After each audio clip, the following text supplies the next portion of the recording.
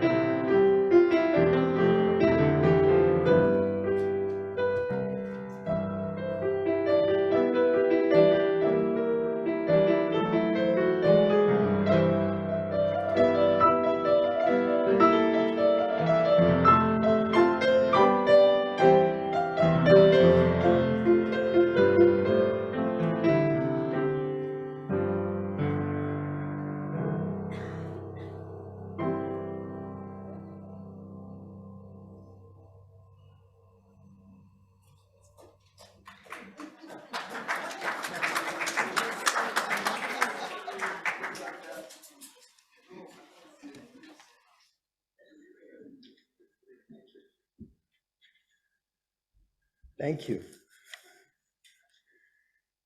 Good morning. Welcome. My name is Jeff White, and I'm a member of the Fellowship Board. And I want to thank everybody for being here today and extend a special welcome to any visitors that we might have. And if you'd like more information about the Fellowship, please check with the welcome desk out in the fireside room that you can check with people, or you can sign our virtual guest book at uufames.org/guestbook. Whether you're joining us here from home or in Fellowship Hall, we invite you to stay after the service for coffee fellowship, where you can introduce yourself and join us in conversation with kindred spirits. We have a couple of announcements. For those joining us today on Zoom after the service, Matt will be online for some Q&A and some feedback time. And if you're here in Fellowship Hall and would like to join the conversation, please head down to room 3 downstairs immediately following the service. Matt would love to hear from you as he continues his learning service and his journey. Next Sunday, the Library Committee is holding an open house to showcase the refreshed children's collection. Gabby and Riley have been hard at work on this, and come and see, please, what's clean and fresh before and after the service.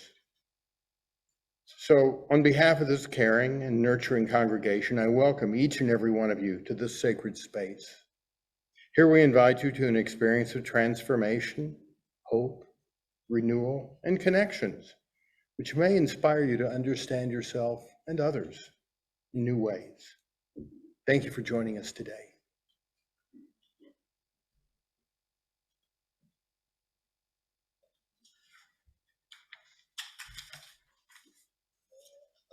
Good morning. My name is Jamie McCauley, and I would like to share with you a practice that I have been learning. It's simple, but I must admit that sharing it with all of you is rather difficult for me. It's one thing to have a practice that I do on my own and another to teach it. When I was asked to do this, it's truly not, I truly didn't feel that I was the person for the job. But then I thought, resist. Just show up. I'm curious what it will be like when we do it all together. This simple practice is about taking refuge in the sacred whole that is our beloved community of all things, using the 3 R's. For this first part, take a moment to think of something you are struggling with, something that may have been troubling you or has been on your mind frequently. Now imagine asking for help. I would like to invite you to take a few breaths and let it collect you. Next, we will take another breath together. As you exhale, ask for help silently and say "ah" for the full length of your exhale. Together, let's breathe in and exhale. Ah.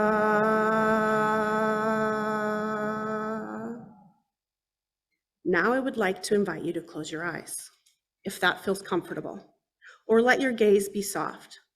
Then imagine receiving that help from your beloved UU community and beyond. Imagine that this help is being poured through the crown of your head and is filling you like a vase. We will again take another breath and then exhale "ah" together as we receive help. Breathe in. Ah.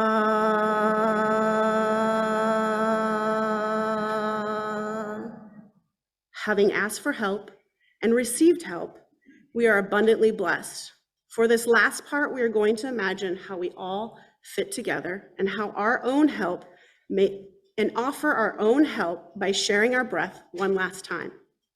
Take a deep breath, open your eyes if you haven't already, and share your blessed gifts in an exhale. One breath in and out. Ah.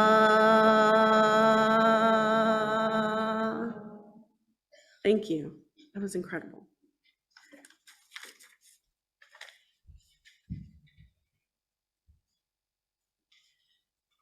Thank you, Jamie, for introducing us to something new. Our chalice lighting this morning is For All My Relations by Matt Ferris. As the chalice is lit, everything is sacred. As the chalice is lit, we are all related. As the chalice is lit, we acknowledge that the sources of our supply are plentiful. As the chalice is lit, all our relations, we are one another's gifts. As the chalice is lit, we practice this practice of beloved community here in every breath we share.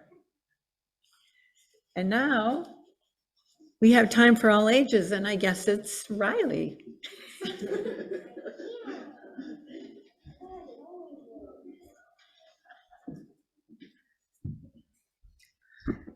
Hello, everyone. Originally, it was supposed to be Gabby, but we actually have the nursery open today, so it's me. We're flexible. So my name is Riley. I'm the RE helper, and we'll be reading the book today called Remember.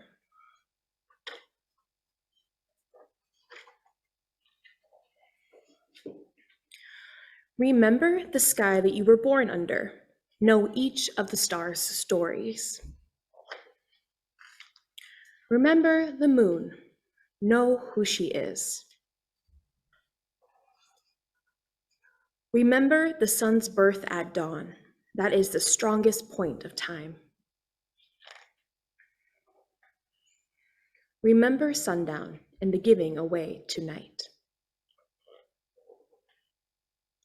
Remember your birth, how your mother struggled to give you form and breath. You are evidence of her life and her mother's and hers. Remember your father. He's your life also. Remember the earth, whose skin you are. Red earth, black earth, yellow earth, white earth, brown earth, we are earth. Remember the plants, trees, animal life who all have their tribes, their families, their histories too. Talk to them, listen to them. They are alive poems. Remember the wind, remember her voice. She knows the origins of this universe. Remember you are all people, and all people are you. Remember all is in motion, is growing, is you. Remember, you are this universe. And this universe is you. Remember.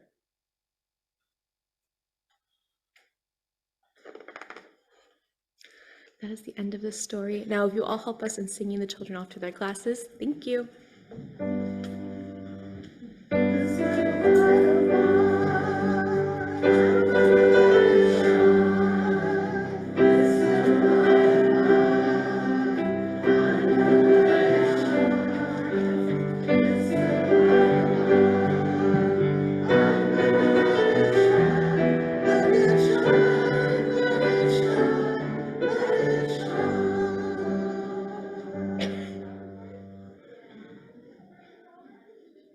Good morning. Each week we take time during our service to share the milestones of our lives, those cares and concerns that we can hold together in community. If you have a milestone to share this morning, I invite you to come up to the microphone and state your name, share your milestone with us. And once we've heard from the people gathered here in this community, we will hear from those who join us from afar. This is a time of sharing.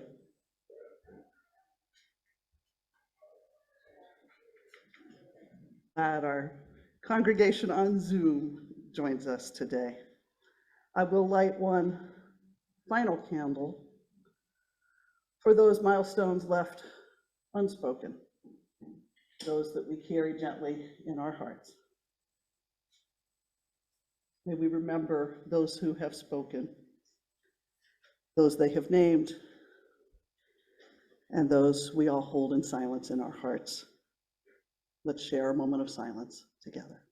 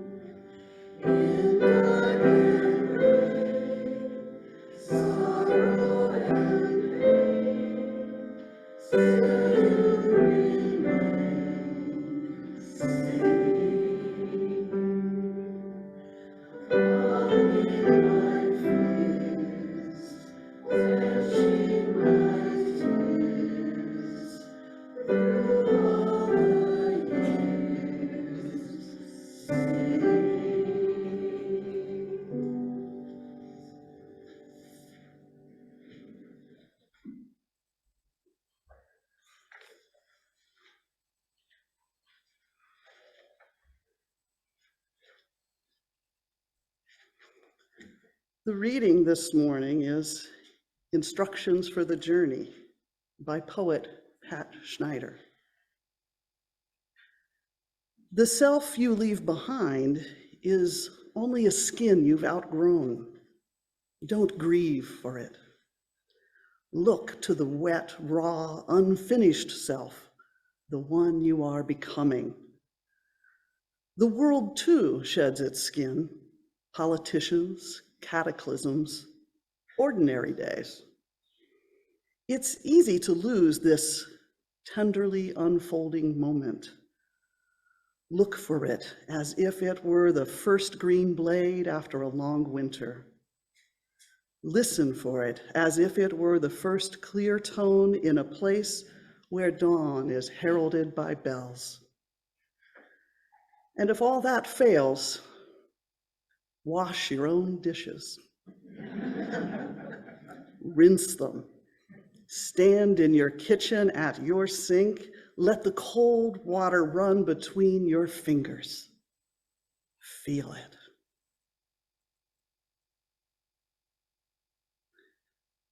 Please rise in body or spirit to join in singing hymn 1052, The Oneness of Everything. This is a new hymn for us, so listen closely, and I advise everyone to use the teal hymnal as a guide. By the end of the 3 verses, you'll know it well.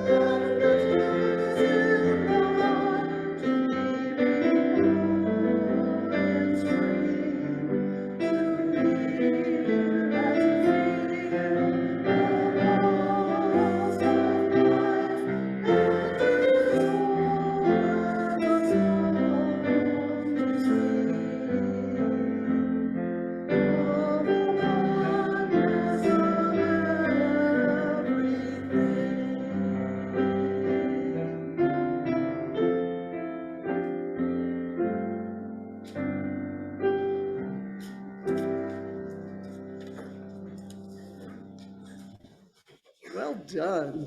Thank you. Our offering recipient for the month of April is Story County Conservation, particularly appropriate on this Earth Day week. Their mission is to connect people with nature and improve natural resources in Story County.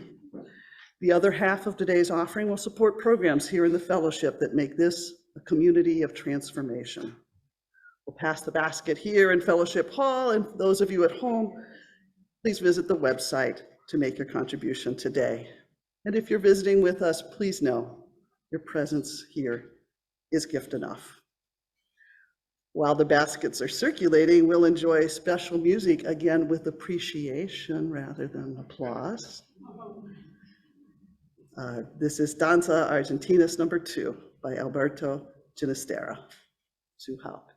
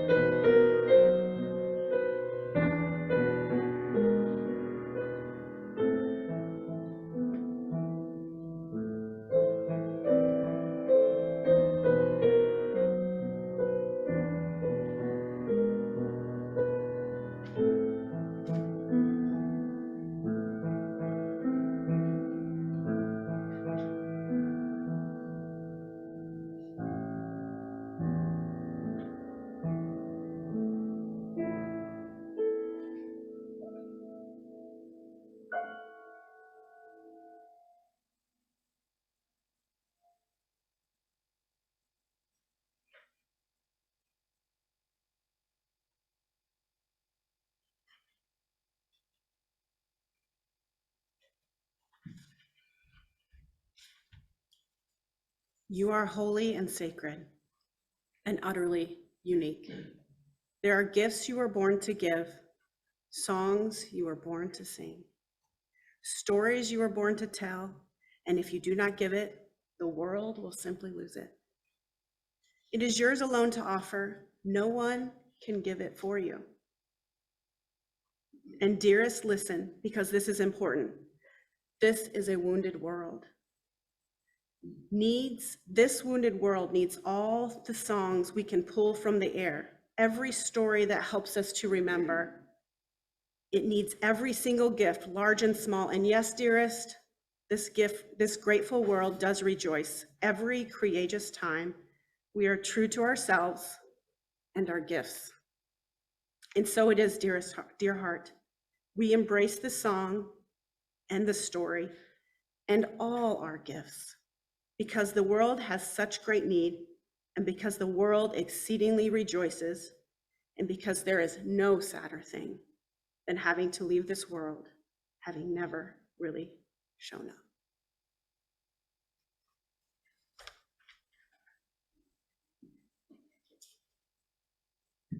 My mistake, I have one more job.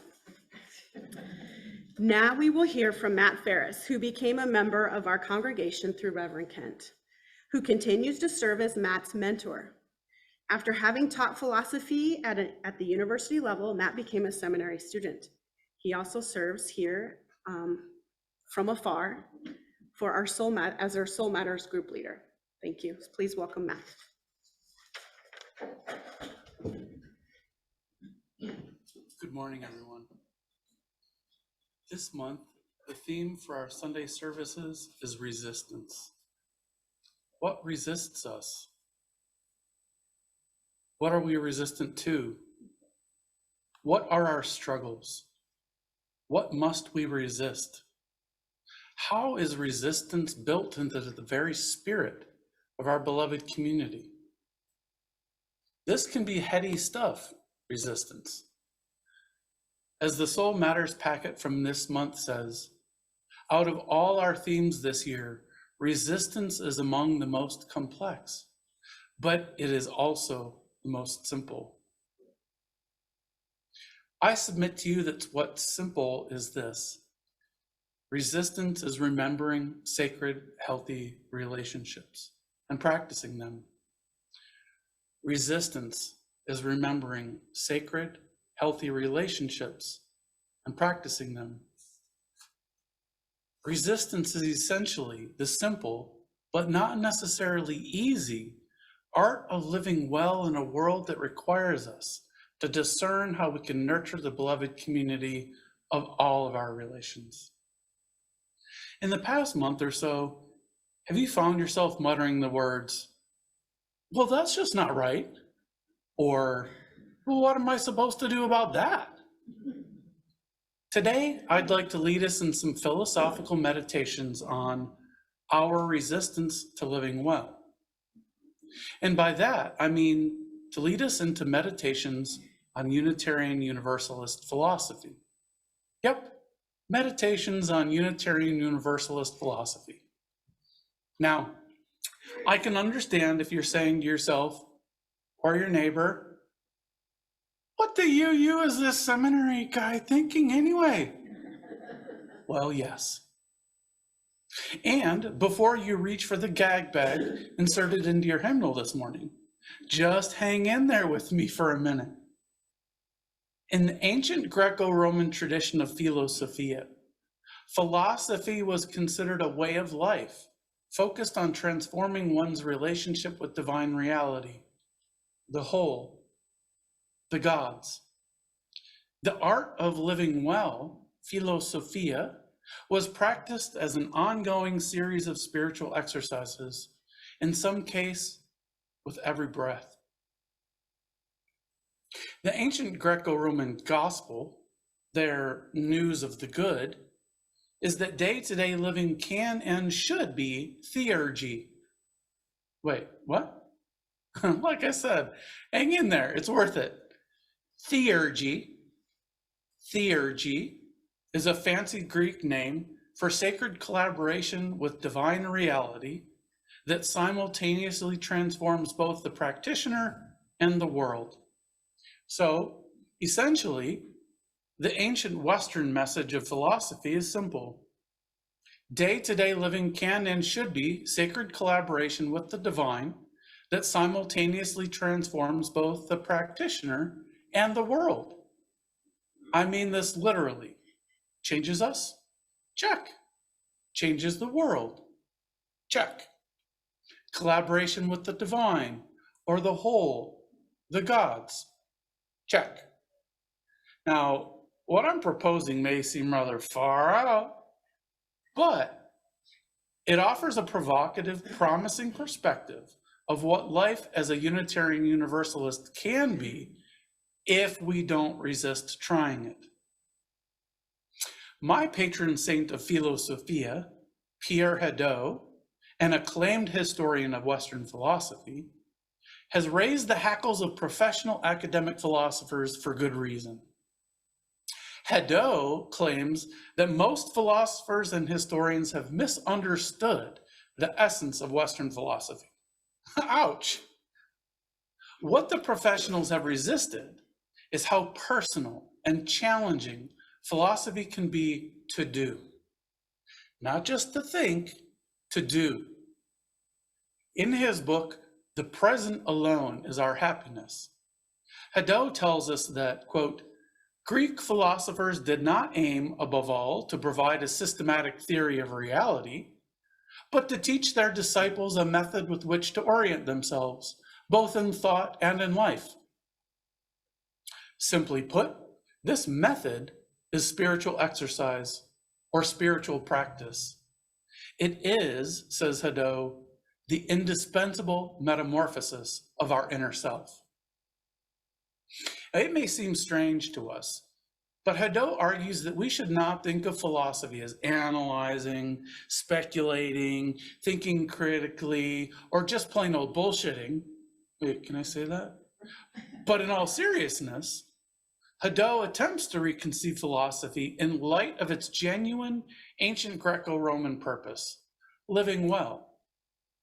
In his groundbreaking book, Philosophy as a Way of Life, Hadot argues, spiritual exercises can be best observed in the context of Hellenistic, or Greek, and Roman schools of philosophy. The Stoics, for instance, declared explicitly that philosophy for them was an exercise. In their view, philosophy did not consist in teaching an abstract theory, much less in the exegesis, or interpretation and explanation of texts, but rather in the art of living. It is a concrete attitude and determinate lifestyle which engages the whole of existence. The philosophical act is not situated merely on the cognitive level, but on that of the self and of being. It is a progress which causes us to be more fully and makes us better. I'll say it again. It is a progress which causes us to be more fully and makes us better. Let's not miss the point. What's progressing here is our being, not just our inner self, our psychological self, or our attitude, good, bad, or indifferent. For the ancients, philosophy was truly philosophia. Philo meaning love, and sophia meaning wisdom. Philosophia was the pursuit and practice of wisdom, the art of living well. As such, philosophy was a pragmatic mode for forming, more than informing, the philosopher's relationship with the world and everything in it. Everything in it, including one's neighbor, one's enemy, the state, the natural world, and the divine, the gods, or the whole. To break it down very simply, philosophy was a pragmatic mode for forming the philosopher's relationship with the whole, the real, with reality. For the ancient philosophers, the gods were best thought of as dimensions of reality, with their relevant realms or aspects of the real. That's how I think of the gods. That's what they mean to me. According to this worldview, the divine, the whole, the gods, includes us two-leggeds. We are fundamentally part of it all. In other words, we are a sacred part of the gods, the divine, the real, the whole. In this view, living well is our sacred work. So, and here's something to seriously meditate upon, we Unitarian Universalists resonate strongly with the ancient Greco-Romans in our philosophy. Let's recall our seventh principle, respect for the interdependent web of all existence, of which we are a part. I've always thought that respect isn't strong enough language, that the interdependent web of all existence is sacred and therefore warrants our reverence. But that's a sermon for another day. My point is that for the ancient philosopher, regardless of whether the focus was politics, art, war, food, farming, community, or a relationship with the gods, the true philosopher's aim was living well through sacred practice or spiritual exercises.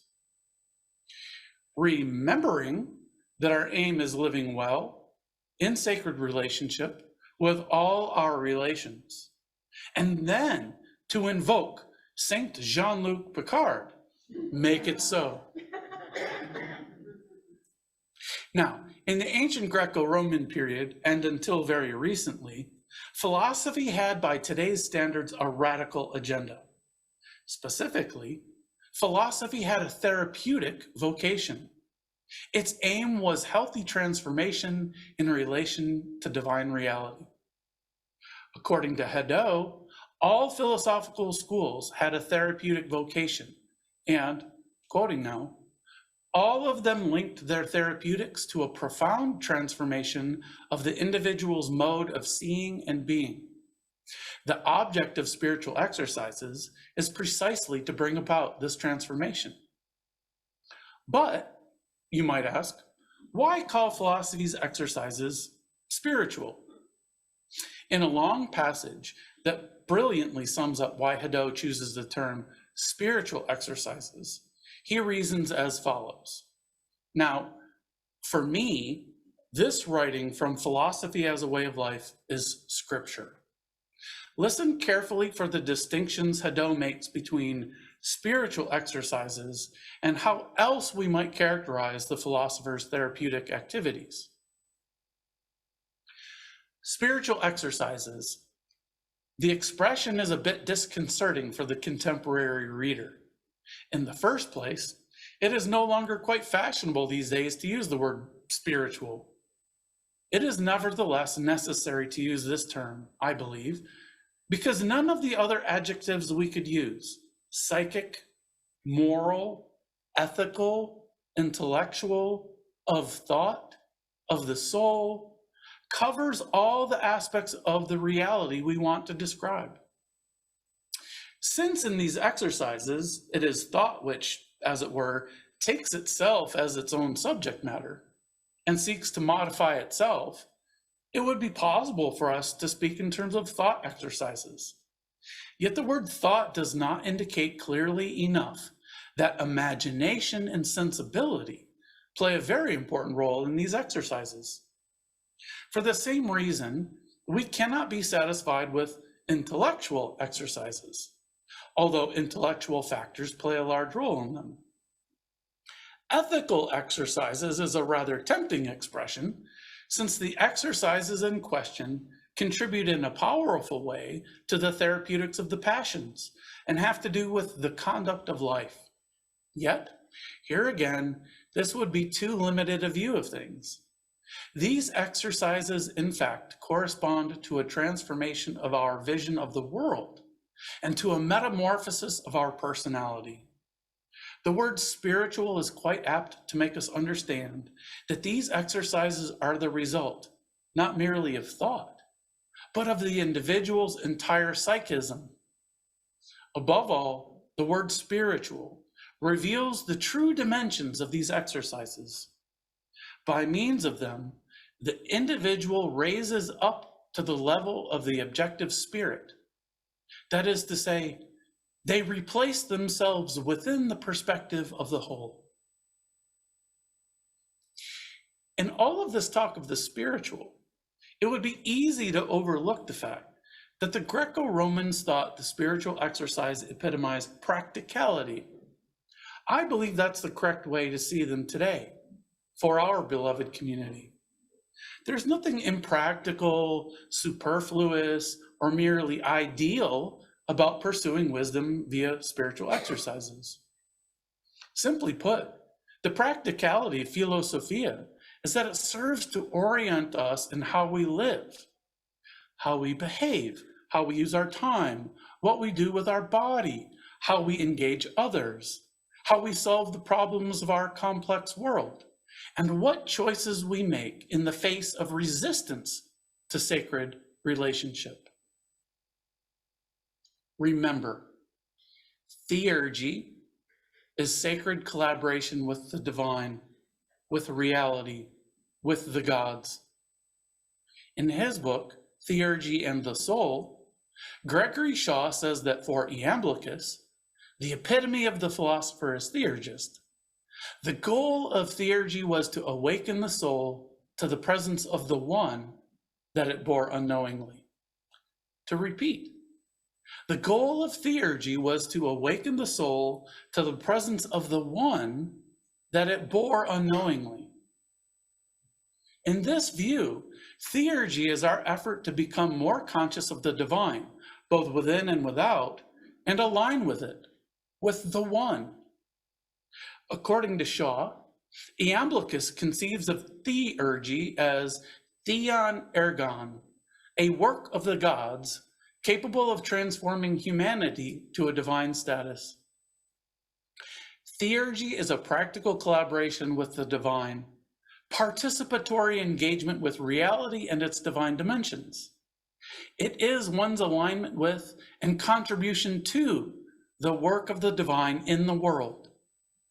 Clearly then, theurgy is most certainly not a romantic, merely mystical preoccupation with some enigmatic, transcendent divine thingy-mabodger. No, it is the practical art of living in this world as an embodied human being who must contend with both worldly and otherworldly things simultaneously. Shaw soberly notes, like the Egyptian cult, theurgy imitated the gods, and Iamblichus said that every theurgic observance was a ritualized cosmogony that endowed embodied souls, regardless of their station in life, with the divine responsibility of creating and preserving the cosmos. That's the cosmogony thing. From a theurgic perspective, embodiment itself became a divine service, a way of manifesting the will and the beauty of the gods.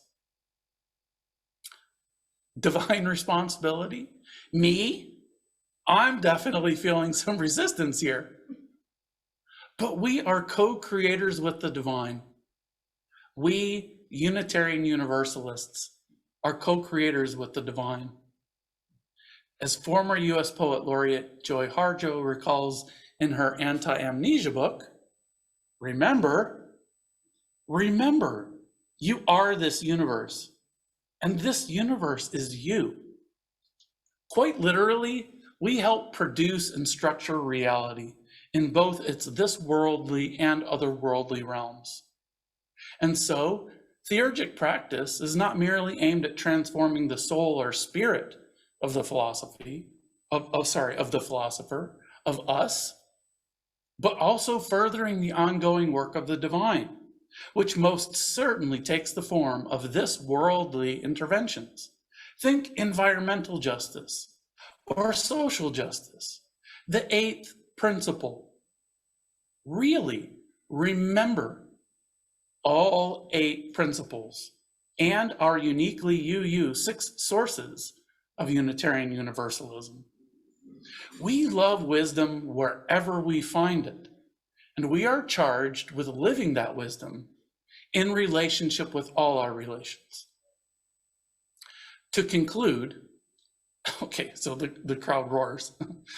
I suggest that our Unitarian Universalist beloved community can and should be host and home to philosophers, to folks preoccupied with facing resistance to necessary changes head on. Our beloved community can and should take it as our divine birthright, our mandate, our therapeutic vocation to make holy change, to effect what John Lewis calls good trouble. May it be so.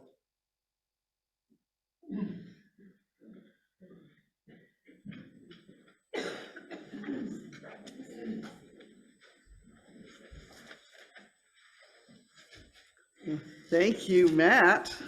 And let me remind everyone of the opportunity to connect in conversation and ask questions about the presentation today.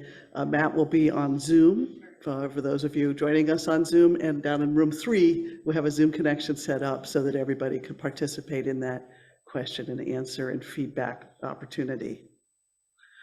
Our closing song today is 1054, Let This Be a House of Peace. Again, I encourage you to use your hymnal. The lyrics are a wonderful fit for today's service. The melody is new to us. Please rise in body or spirit.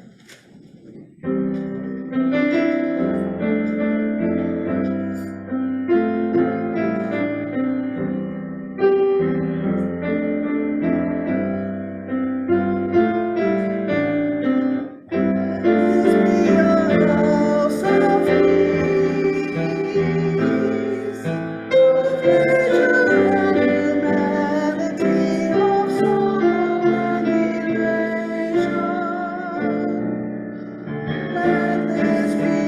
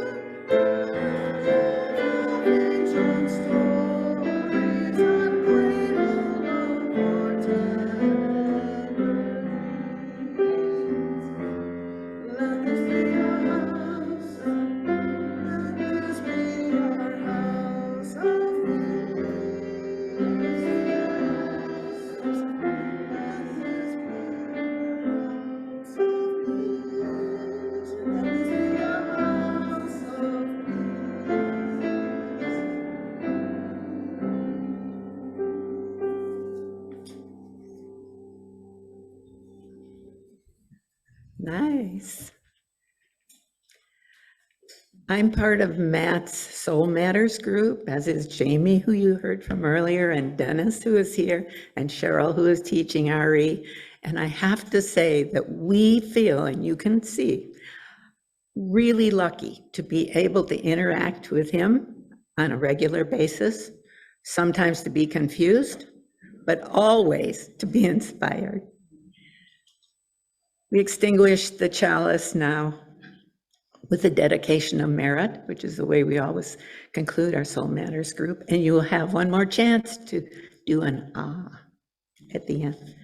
May the benefit of this act and all acts be dedicated unto the complete liberation and the supreme enlightenment of all beings everywhere, pervading space and time.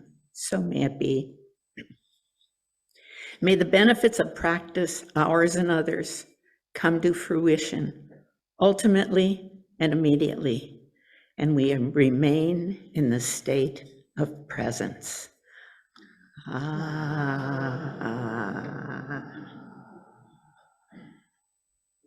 Now enjoy 90 seconds of beautiful music by Pulak.